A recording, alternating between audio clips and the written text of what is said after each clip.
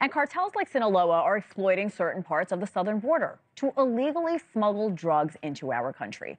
For example, the so-called Premier Sector in California is a trafficking hotbed. It's also home to a checkpoint that sees more hard narcotics than any other place in the country. Agents there are in the trenches of the battle against human and drug smuggling along the border, making it even more difficult by California law that they say is holding them back from taking action. And the cartels know all about it. NewsNation's Ali Bradley is live for us at the border with more. Ali, you exclusively rode along with Border Patrol in this very community. Tell us what you saw. Yeah, Hannah, we joined them in the trenches of the so-called Premier Sector in El Centro, which butts up against San Diego, which is the busiest sector. And we saw the very real challenges firsthand that law enforcement are facing on the ground when it comes to combating things like human and drug smuggling. And yes, that includes the flow of deadly fentanyl. We had a vehicle load up with some bodies out east, and looks like it's headed westbound and maybe going into town. If it does, we're going to try to intercept them either in town or at a load house if they're going to a load house. Our exclusive ride-along with El Centro Sector Chief Gregory Bovino began with a strategic response to a U.S. citizen alongside two suspected foot guides from Mexico attempting to smuggle who authorities confirmed to be an illegal immigrant. See what we got out. But not before stopping at a hotel to stash up temporarily. It can happen multiple times a day. We thought we had another load today, and that did not materialize, but it could at any time. Even at 118 degrees, they'll cross the border and load up like you saw today.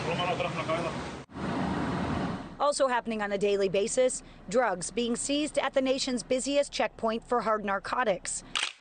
Like this fentanyl load that El Centro spotted on cameras but wasn't able to respond to in time. So they flagged their neighbors in Arizona. In conjunction with the Tucson sector, they got 120 pounds of fentanyl off the streets. 52 by California Deal. And that's why Chief Bovino is taking the fight to the streets by way of Central Violations Bureau tickets, which allows agents to charge for just about any crime, including fentanyl use.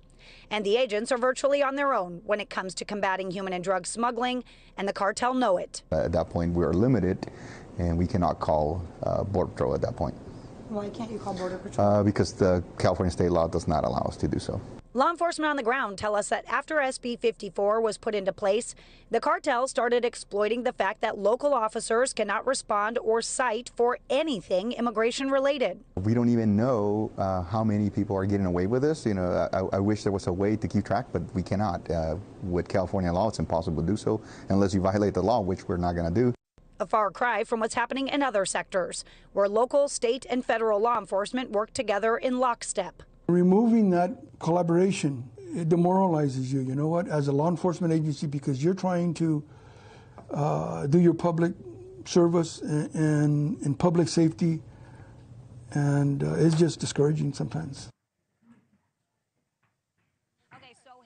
CVB tickets, the Central Violations Bureau tickets, fairly new under the current Chief Jason Owens. Are trying to expand that so that they can charge for anything. Right now in that sector, they're limited to 11 different charges, which does include, like I mentioned, fentanyl use. Now, when we talked to local law enforcement, you couldn't see that, but there was a table around me of nearly 40 different law enforcement individuals sharing what they were experiencing. And what we heard and what we learned is that there is a very real concern while they're watching this election. Any speak about defunding police or about cutting back on police efforts is worrisome to them, is a concern to them, because they tell me, Hannah, their hands are already tied.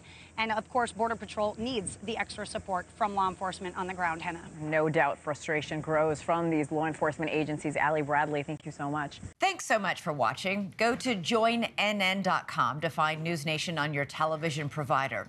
And don't forget to click the red subscribe button below to get more of News Nation's fact-driven, unbiased coverage.